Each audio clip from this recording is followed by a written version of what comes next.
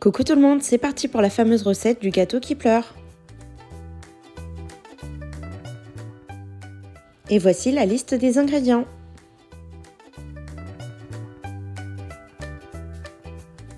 On commence par casser les 4 œufs dans un saladier et on rajoute le sucre semoule aux œufs. On rajoute une cuillère à café d'extrait de vanille ou un sachet de sucre vanillé. Mélangez le tout à l'aide d'un batteur électrique pour obtenir un mélange crémeux. Incorporez 200 ml de lait à la préparation.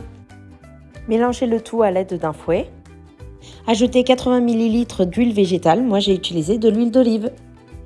Et enfin, rajoutez tout en tamisant 30 g de cacao en poudre, la farine ainsi qu'un sachet de levure. Mélangez le tout à l'aide d'un fouet jusqu'à obtenir un mélange homogène. Versez la préparation dans un moule beurré allant au four. Puis enfournez le tout pendant 22 minutes. Et maintenant, on passe à la sauce au chocolat pour la génoise. Mettez du lait à chauffer à feu moyen, puis rajoutez 30 g de cacao en poudre. Puis mélangez le tout à feu doux pour obtenir un mélange homogène. Une fois la sauce prête, piquez la génoise à l'aide d'une fourchette. Versez ensuite la sauce sur la génoise et elle sera absorbée en quelques minutes. Puis mettre la génoise au frigo pendant la préparation de la prochaine étape. On passe maintenant à la préparation de la crème chantilly. Il nous faudra 400 ml de crème bien froide. On rajoute 45 g de sucre glace. Puis utilisez un batteur électrique jusqu'à obtenir une bonne chantilly. Sortez la génoise du frigo, puis versez toute la chantilly dessus.